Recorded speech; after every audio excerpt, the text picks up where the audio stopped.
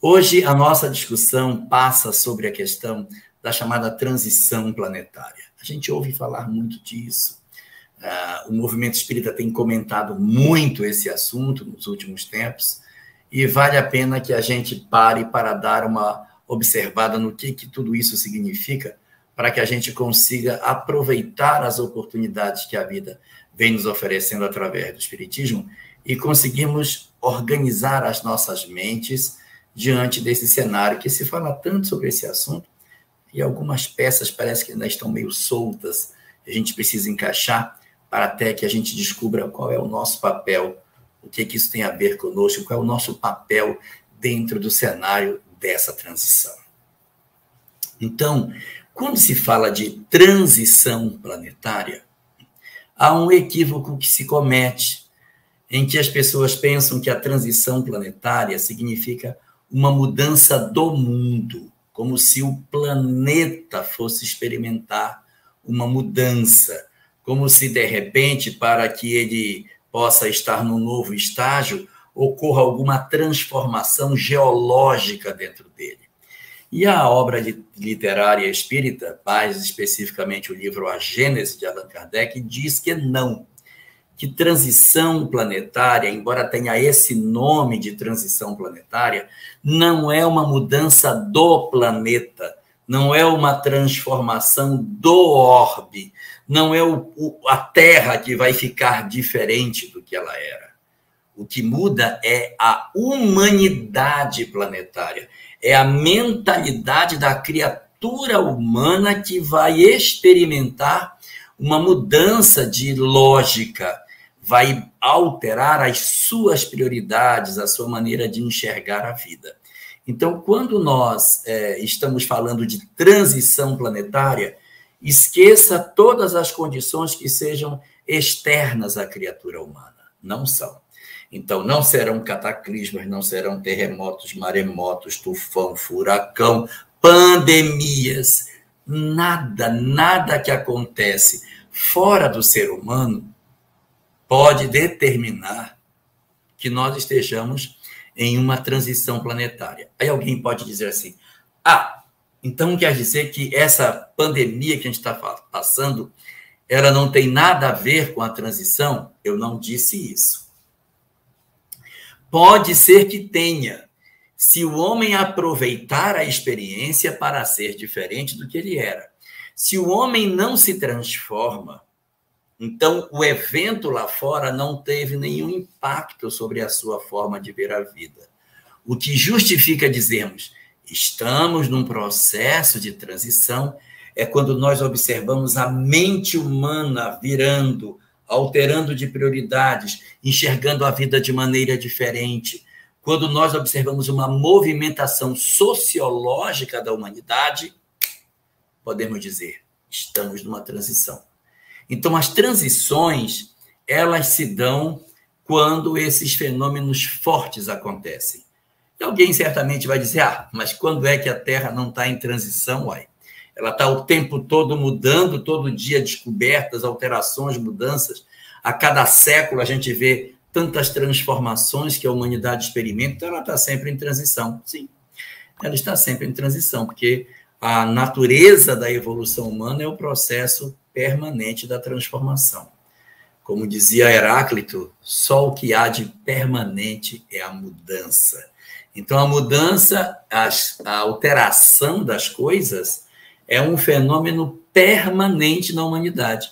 Mas existem determinados momentos de transformação que eles assumem algumas características que são, do ponto de vista espiritual, mais significativas do que outras.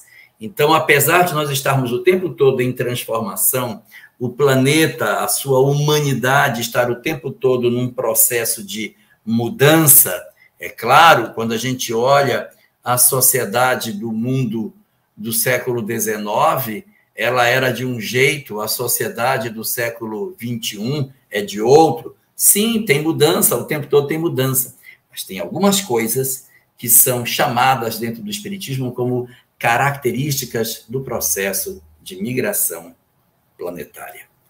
Quais são essas? Vamos ao que significa, de fato, na ótica do Espiritismo, a transição planetária.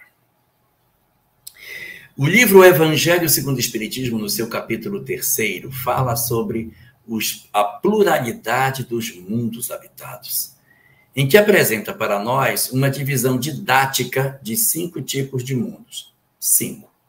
Então, lá nessa obra, existem 5 tipos.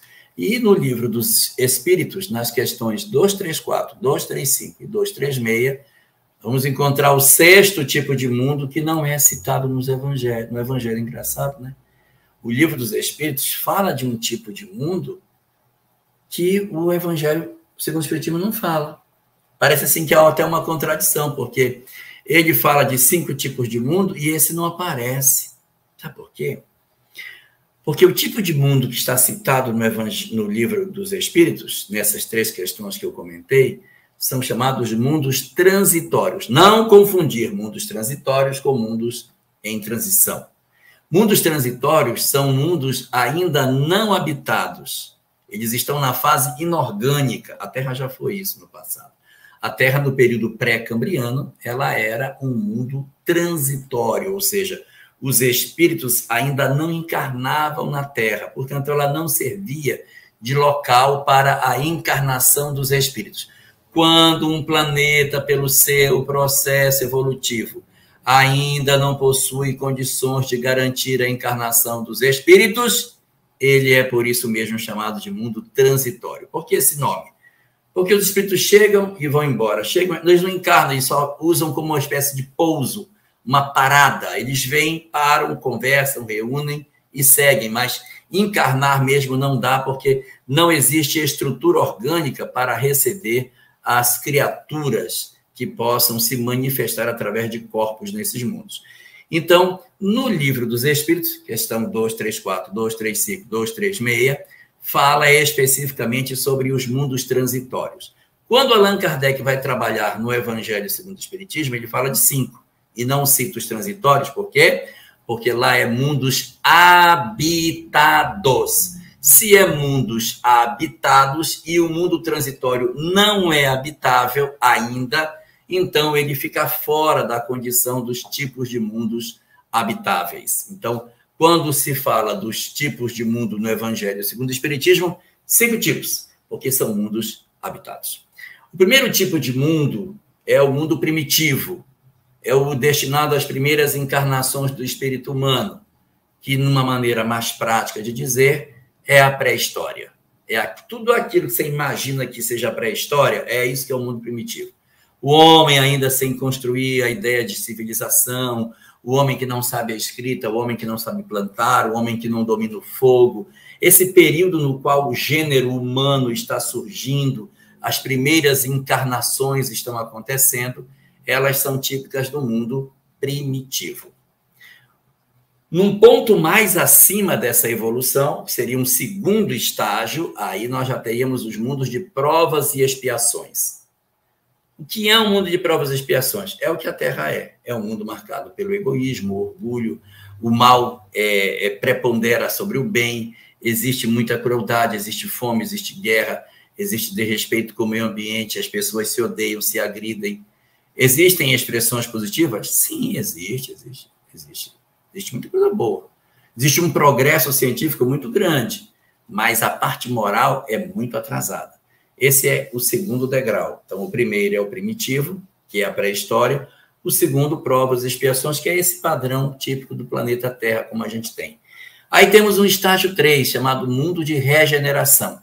Observe que o nome do mundo não é mundo de espíritos regenerados, é mundo de regeneração, o que significa que é nesse mundo que a criatura se regenera. Não é um mundo de almas resolvidas, não é um mundo de espíritos já sublimados, não é um mundo superior. Ele é uma condição melhor do que o mundo de provas e expiações por 3 características apresentadas no item 17 do livro O Evangelho segundo o Espiritismo, no seu capítulo 3º.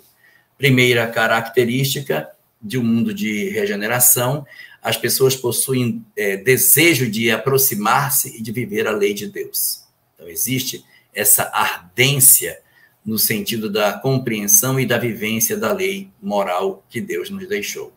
Segunda característica é um desejo de viver coletivamente. O dom de nós nos aproximarmos dos outros, de sermos realmente muito mais ligados com a nossa capacidade de vivermos cuidando das pessoas, termos um mundo mais colaborativo, uma sociedade com um acentuado senso de justiça, como coloca Allan Kardec. E o terceiro item é a vitória sobre as suas paixões. E ali são colocadas 4 imperfeições. São colocadas para nós o ódio, as paixões, a inveja e o orgulho. Se pegarmos a primeira letra de cada uma delas, forma a palavra ópio. Ódio, paixão, inveja e orgulho são as 4 imperfeições morais citadas pelos Espíritos como sendo aquelas que nós teríamos condição de vencê-las para que pudéssemos ingressar no mundo de regeneração. Não é o mundo superior, o homem ainda tem seus conflitos, em suas dificuldades, mas está ardentemente desejoso de se transformar e de ser melhor. Diferente do mundo de provas e expiações, em que o homem não quer nem saber da lei de Deus, está nem aí para viver coletivamente e muito menos vencer as suas paixões. Então, ele está entregue aos seus próprios instintos. O mundo de provas e expiações é marcado exatamente pela predominância do egoísmo e do orgulho. E essas 3 características do mundo de regeneração, ainda que ele não seja um mundo superior, remete a nossa mente a 3 ordenações que o Cristo deixou lá no capítulo 10 do Evangelho de Lucas, um pouquinho antes da parábola do bom samaritano, quando num diálogo com o doutor da lei, em que é perguntado o que fazer para herdar a vida eterna, está lá: amar a Deus, amar ao próximo e amar a si mesmo. Amar a Deus é o primeiro desses pontos, que é o desejo ardente de viver a lei de conhecer e viver a lei de Deus. O amar ao próximo é o senso de justiça, a preocupação de viver coletivamente. E o terceiro, que é a vitória das paixões, é o dom de amarmos a nós próprios, queremos ser felizes como espíritos que somos, então a gente tenta se desembaraçar das nossas imperfeições morais. Essa é a característica do estágio 3, mundos de regeneração. No estágio 4, que nós temos menos informação, é uma sociedade marcada por um modelo bem diferente do nosso, em que o bem predomina sobre o mal. Opa! Nos mundos de provas e expiações, era o mal que predominava sobre o bem. Nos mundos ditosos, que são o 4º estágio, já é o bem que supera o mal. Então, se o mal supera o bem no estágio 2, se no 4 o bem é que supera o mal, e no estágio 3 não há nenhuma citação sobre isso, pode-se dizer que é um equilíbrio de forças, né? Que está o mal acima do bem, não fala nada aqui, e no outro é o bem que supera o mal, no estágio 4. E as pessoas ficam assim, às vezes, dizendo: nossa, mas nunca que o bem vai superar o mal. Gente, o mal é tão intrigante, tão mesquinho, tão perverso. Os bons são tão tímidos, são tão constrangidos, ficam tão constrangidos de agir. Como que o bem vai superar o mal? Não existe como. Tem. Por quê? Porque no mundo ditoso existe uma característica que é essencial. Os corpos não são como os nossos. Nos mundos de provas e expiações, dizem que os corpos são semelhantes aos nossos. Mas no mundo chamado de mundo ditoso ou mundo feliz, não existe a característica física que nós temos. O corpo é mais sutil. O que significa isso na prática? É que eu me comunico mais pelo pensamento que pela palavra articulada. Então, ao ser assim, não tem espaço para mentira. Não é lindo? Não consigo mentir para as pessoas. O que eu sinto, o que eu penso, o que eu quero dizer é o que o outro lê na minha mente. Se eu leio o que você quer, não existe mentira. E onde a mentira não prospera, o bem consegue imperar. Imagine você querer mentir com uma pessoa: não, pode votar em mim que eu vou fazer uma coisa maravilhosa. Eu estou vendo suas intenções. Então, não tem como você votar numa pessoa que tem interesses diferentes do nosso. Como também você eleger uma pessoa para ser seu companheiro e não saber das intenções dele. Eu estou vendo, estou lendo sua mente, eu sei o que você está pensando. Eu sei o que você quer de mim. Não há mentiras, e sem mentiras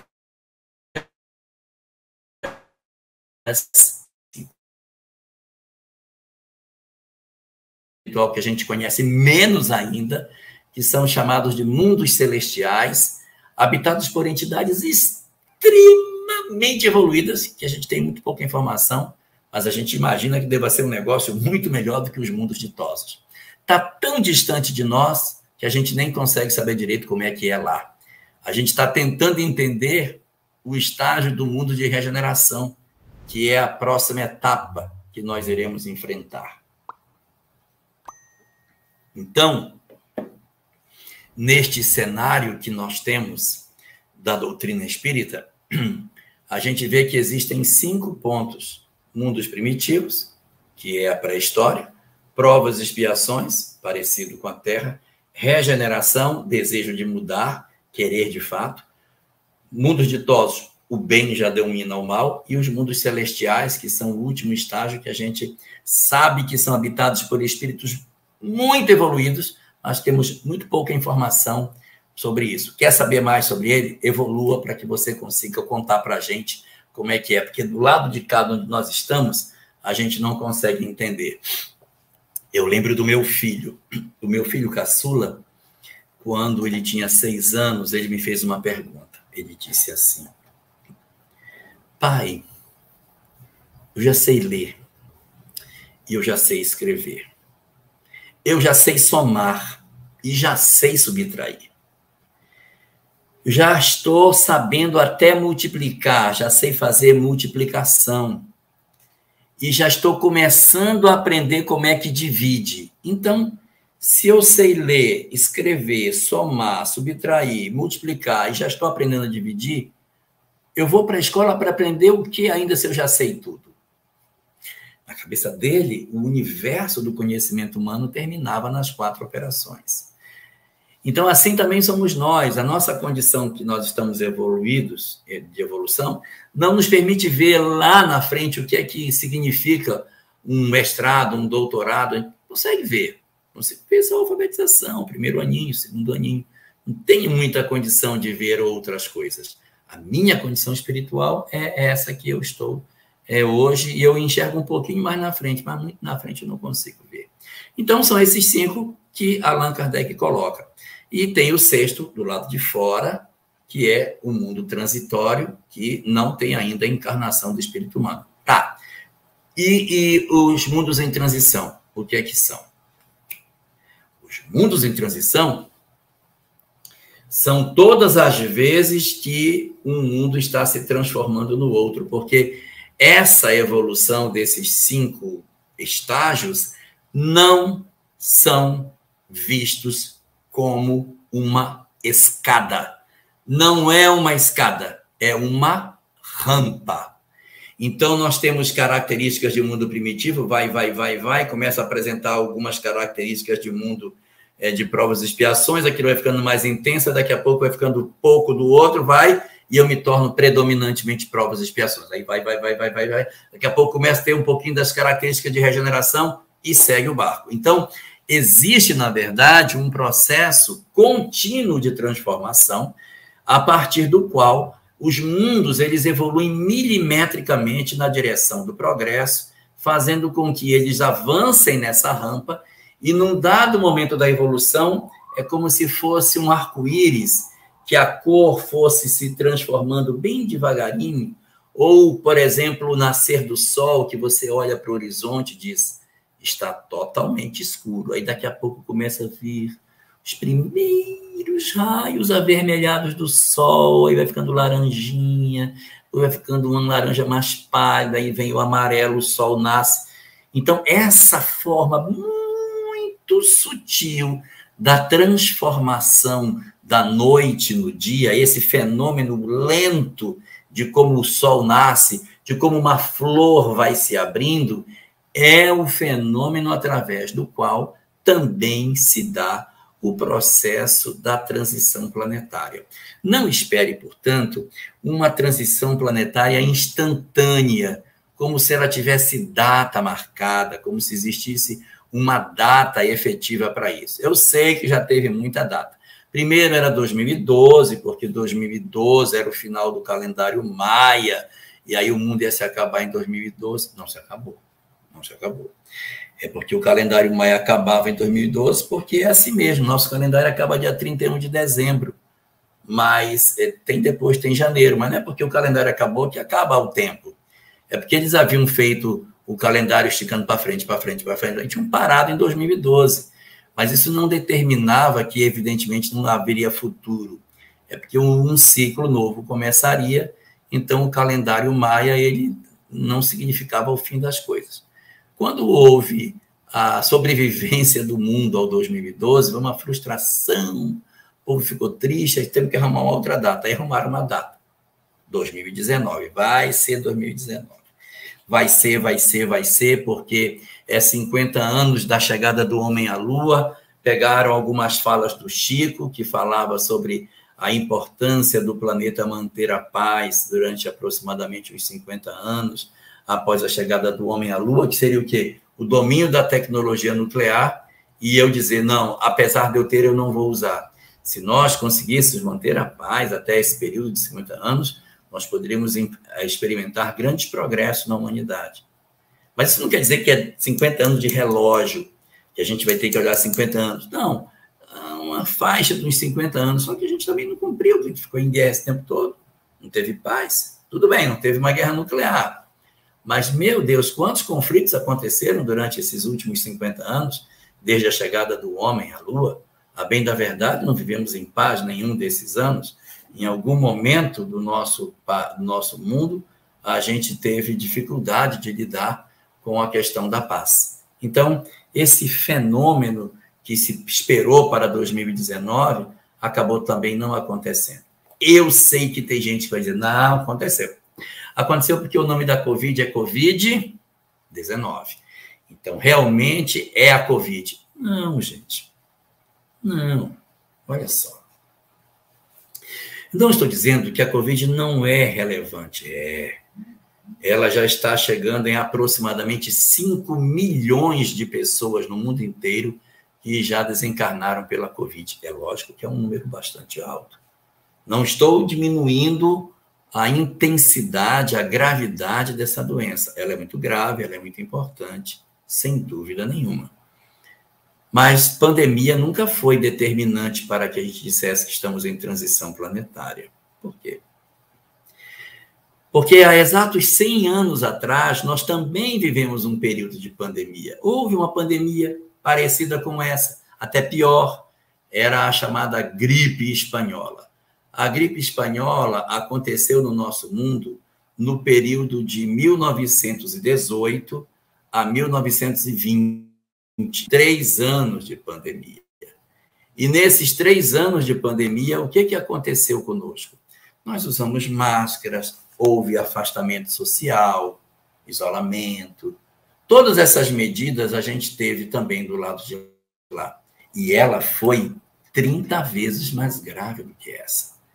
Agora nós estamos com 5 milhões de pessoas num universo de 8 bilhões. Lá foram pelo menos 33 milhões para um universo de aproximadamente 2 bilhões de pessoas. Então, num universo muito menor, morreu muito mais gente. Então, a outra pandemia, ela foi muito mais gravosa do que essa. E se eu considerar que a outra foi muito pior do que essa e que não era transição, como é que fica agora eu dizer que não, essa é a marca da transição? Ué, e a outra que foi há 100 anos e que foi pior e que não era? Mas se alguém quiser dizer que o século XX já era a transição, eu vou puxar a Idade Média. No período de 5 anos, de 1347 a 1352, a Europa experimentou a peste negra, que levou 1/3 da população da Europa. Ela é muito mais grave do que qualquer pandemia que nós já tenhamos tido. E não era transição. Então, não é isso. Não foi 2012, não é 2019, agora já tem uma nova conta, já estão jogando para 2057, porque não são 200 anos de O Livro dos Espíritos. É esse desejo de fazer conta, de fazer oráculos, que às vezes nos atrapalha, porque a gente fica querendo que o relógio de Deus tenha ponteira igual o nosso. Quando se fala que 200 anos depois da codificação kardeciana é um bom tempo para apreciar o progresso da humanidade, não se está dizendo 200 anos, está dizendo 200 anos, mas não é 200 anos. As pessoas querem contar 1857, soma 200, bota na calculadora para achar um ano. Gente, não funciona dessa forma. Pense em séculos, 2 séculos à frente, depois da codificação, é possível que a humanidade já tenha feito algum progresso. Ah, sim, é possível. Mas não dá para a gente amarrar isso de maneira cabal, como se existisse obrigatoriamente uma data para marcar, como se fosse uma virada de chave. Não tem assim. Não é desse jeito. É como os fenômenos da natureza são.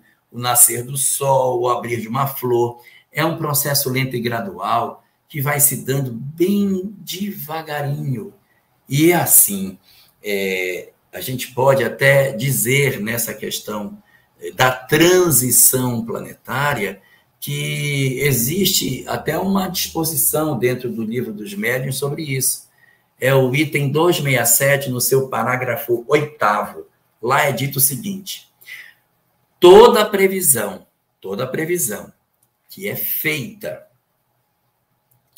identificando uma data específica, toda previsão com data marcada é indício de mistificação. Então, não vamos nos abraçar com essas coisas, porque isso acaba atrapalhando a gente fica com uma visão equivocada, fica achando que transição é um momento, é um dia, uma hora, então as pessoas vão dormir demônios e vai todo mundo acordar anjo. Isso não funciona desse jeito. Não é assim que as coisas são. E eu vou agora dizer como elas são, conforme fala a doutrina espírita. Essa não é a primeira transição que a Terra experimenta, gente. Ela já teve outras.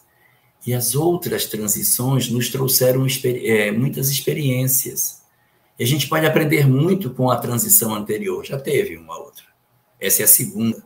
Já teve? Já teve. Lembra, nós estamos no estágio 2. Estamos indo para o 3.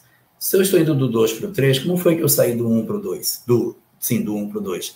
Como foi que a Terra saiu de mundo primitivo para mundo de provas e expiações? Pergunta assim até de maneira mais objetiva. Em que dia e em que hora nós saímos da pré-história? Qual foi a data? Ah, não sabe? Pois é, não tem. Não existe data para dizer, olha, a partir de hoje a história, dali é pré-história. A gente tem uma marca que é o desenvolvimento da escrita, né? A escrita marca o fim da pré-história e o início da história. Mas em que dia foi que aconteceu a escrita? Ninguém sabe, porque não existe isso. Isso é um processo lento e gradual. E como foi que aconteceu a primeira transição? A primeira transição se deu progressivamente, em que a gente foi se ensaiando em diversos lugares do mundo, em ritmos distintos, avançando na escrita aqui, o outro menos, ali já tinha agricultura, esse aqui não tinha, o outro já tinha a leitura de território, propriedade privada, aqui não tinha, ainda eram nômades, aqui já era sedentário. É assim que é. Então, ela é um movimento que não é do mesmo modo em toda a Terra.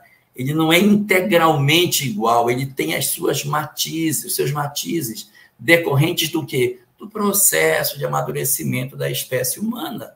Então, no período da chamada primeira transição planetária, que foi a saída do mundo de provas e expiações para o mundo saída do mundo primitivo para o mundo de provas e expiações, naquela saída da pré-história para a história, aconteceram algumas coisas que a gente precisa olhar como foi e trazer para o momento presente. Então, o que aconteceu? Nós temos notícia que quando chega o período da transição planetária, significa que existe já uma quantidade suficiente, mas não todos os espíritos, já estão aptos para passarem por um novo estágio de evolução. Então, os espíritos encarnam, aí faz uma parada. Vamos ver se eles já estão bem. Olha, nós já temos massa crítica suficiente para que esse planeta se transforme num novo modelo. Já podemos, com o número de espíritos transformados que tem, avançar para o estágio seguinte. Então, foi o que aconteceu. O Cristo, chamado Jesus, que é o governador do planeta, é o espírito que coordena as atividades no orbe, segundo a doutrina espírita, avaliou os espíritos que aqui estavam na pré-história e, fazendo a sua crítica, disse: já temos gente suficientemente madura para deixar a pré-história e ingressar na história. O que aconteceu, então? Se já tinha gente suficientemente madura para passar para a história, é porque tinha um outro pessoal que não estava maduro. Mas eles não eram a maioria. Não eram. Eram espíritos que tinham vivido a pré-história, mas que não conseguiram desenvolver a intelectualidade para passar para a história propriamente dita. Bom, esses daqui não têm condição de permanecer no planeta. Vamos fazer o que com eles? Vamos levá-lo para outro lugar do universo para que eles reprisem essa experiência de pré-história para ver se eles conseguem, na próxima tentativa, alcançarem um grau de intelectualidade que permita que eles ingressem na história do mundo onde eles vão viver.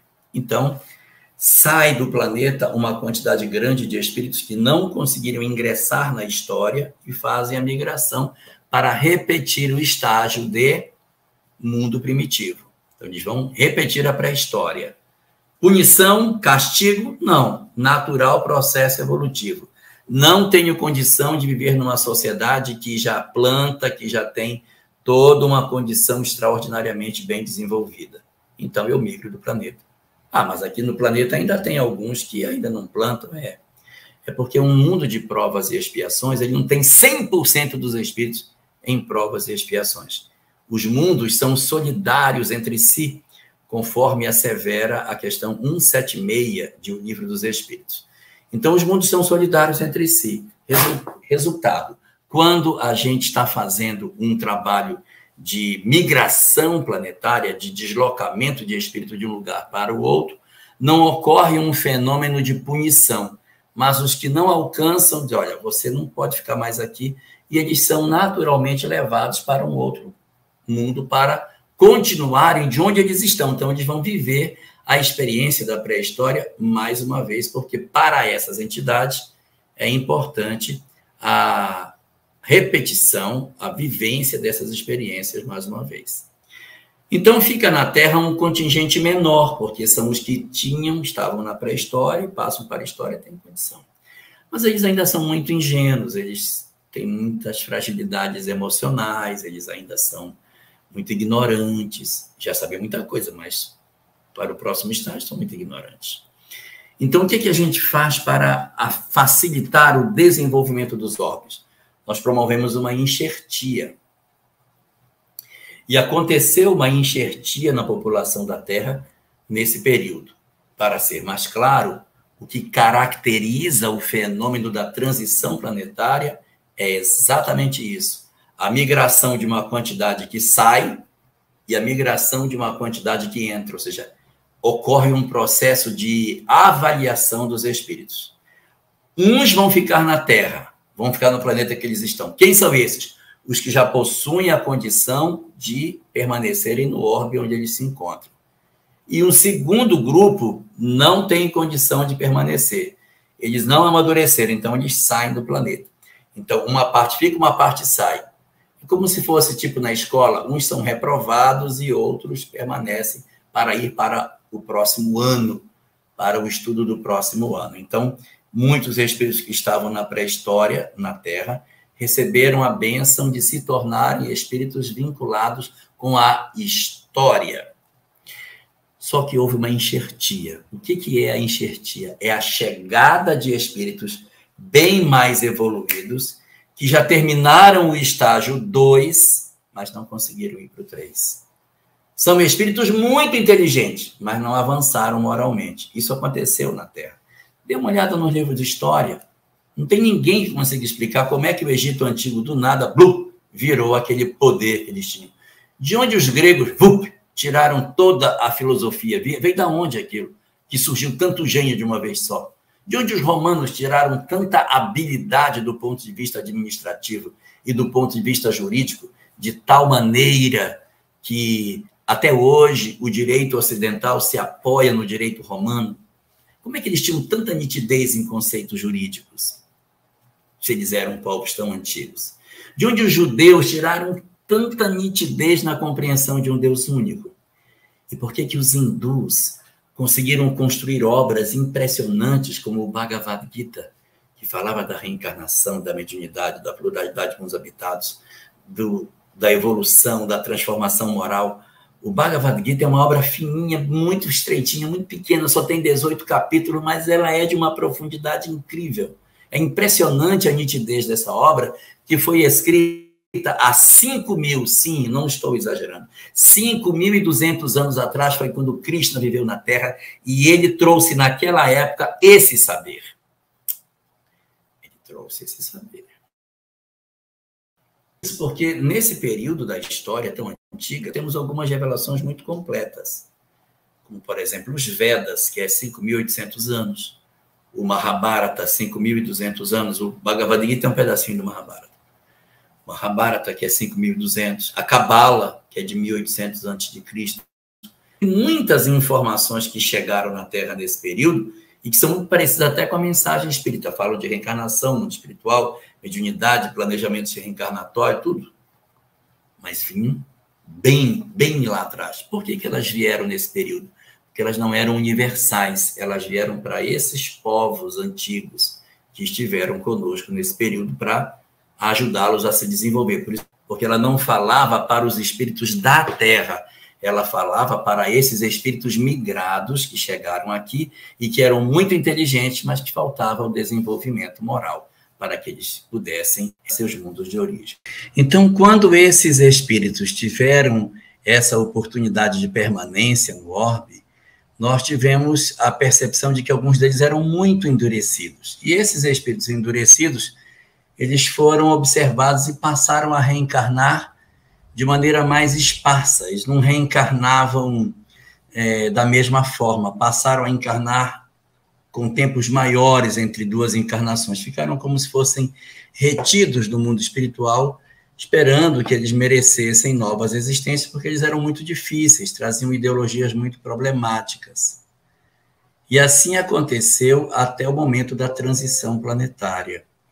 Na transição planetária, ocorre uma mudança na forma de funcionamento do orbe.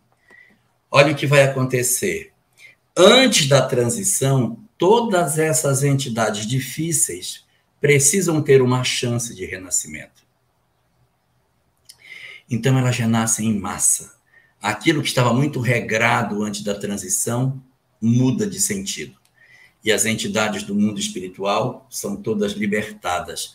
Os porões do mundo espiritual são abertos e uma série de espíritos profundamente perturbados do ponto de vista sexual, do ponto de vista do poder, dos interesses materialistas, da intolerância religiosa, da intolerância política, da intolerância racial. Espíritos com esse perfil se derramam sobre a face do planeta. Qual o objetivo disso? Oferecer aos homens a oportunidade de saberem se mudaram, porque esses espíritos vêm para a Terra para tentar a sua mudança. É uma derradeira oportunidade de existência para que eles consigam se transformar. Porque aquele planeta onde eles estão vai deixar de ser provas e expiações, vai mudar para outro. Se for esperar a maneira do ritmo natural de encarnação deles, não vai dar para todos. Então, abrem-se as portas e descem de uma vez só.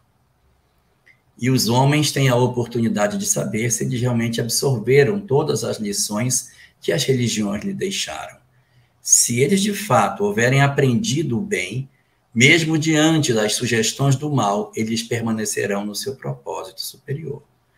Mas aqueles outros que, de alguma maneira, não conseguirem se afinar com os ideais superiores, eles vão naturalmente se sentir atraídos por essas ideologias ou vão sentir ódio por essas ideologias, demonstrando que são almas imaturas.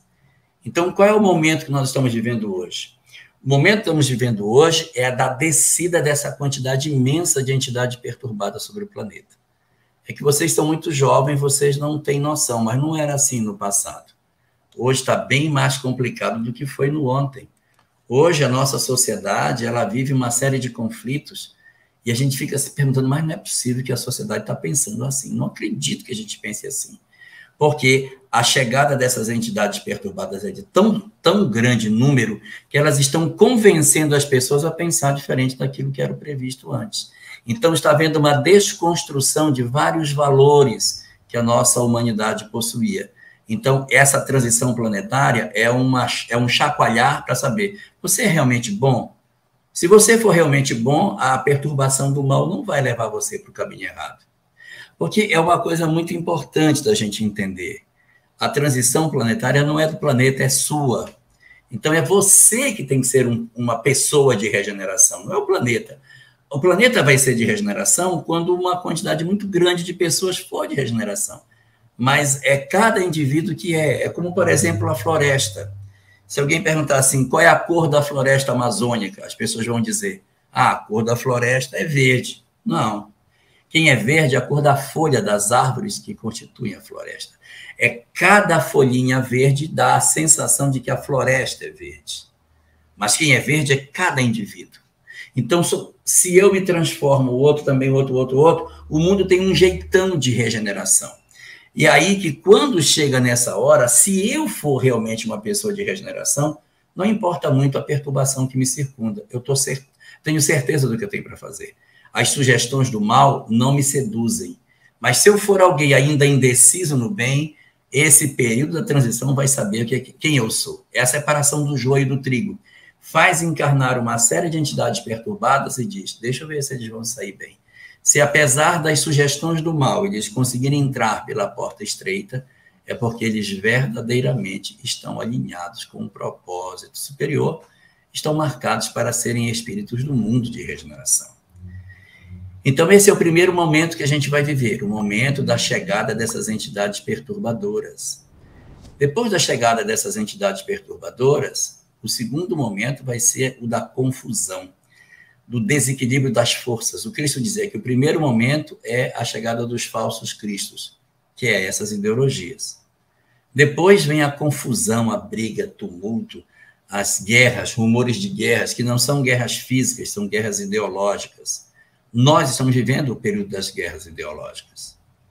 Terceiro dos sinais que a gente tem do processo de transição, que está lá no capítulo de Mateus, no 24, no chamado sermão profético, primeiro os falsos cristos, depois a ideia de que haverá guerras e rumores de guerras, e o terceiro sinal vai ser a perseguição aos cristãos. Haverá uma perseguição a todas as pessoas que propuserem o bem. Está acontecendo.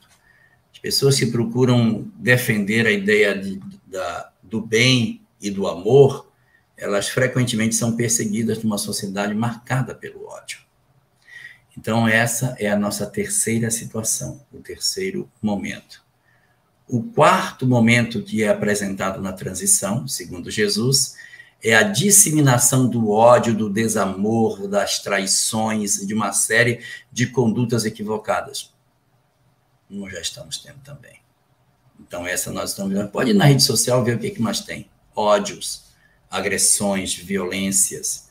Isso é muito típico do processo da transição. Quinto sinal, diz o Cristo, será a chegada dos falsos profetas. Quem são os falsos profetas? Os falsos profetas são os que divulgam as ideias dos falsos cristos. Então, os falsos cristos vêm trazendo as ideologias e os falsos profetas são os que estimulam a viver essas ideologias. Traduzindo para uma linguagem mais atual, são os influenciadores digitais de hoje. A ideia não é deles, mas eles são replicadores dessas ideias e promovem o desequilíbrio da sociedade. Eles estão a serviço de quem? Dos falsos cristos.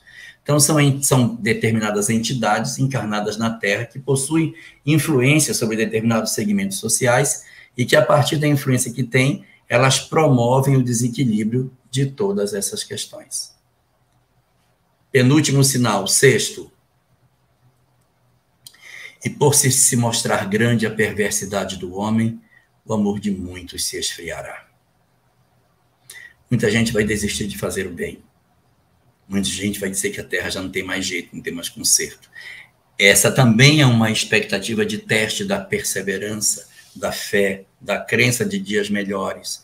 E muitas pessoas, eu não estou me referindo aos espíritas em si, mas muitas pessoas se sentirão estimuladas a, de repente, abandonarem suas ideologias porque acreditam que realmente não tem por que elas permanecerem nessa perspectiva, porque o mundo, na cabeça delas, já teria acabado. Falta só o 7º sinal. Todos os sinais, o Cristo fala assim, mas ainda não será o fim da transição. Tararará, não será o fim. Aí ele diz, fala o 7º sinal, aí diz, aí terminará. Aí acaba a transição, acaba esse tempo. Qual é o último dos sinais? Ele diz, e o evangelho será pregado em toda parte do planeta. Aí podemos dizer, puxa, a live cumpriu isso. A live ajudou bastante, tá? Porque realmente nós chegamos em lugares que a gente nem imaginava chegar. Mas nós não chegamos em todos os lugares do planeta. Só tem uma possibilidade de nós chegarmos em todos os lugares, reencarnando lá. Então, o Brasil ser o coração do mundo não é porque ele ama, é porque é o coração que pulsa e empurra o sangue para todo o organismo. Então, o que fez o Cristo? Juntou todo mundo no Brasil para fazer um curso de mestrado e de doutorado da parte espírita.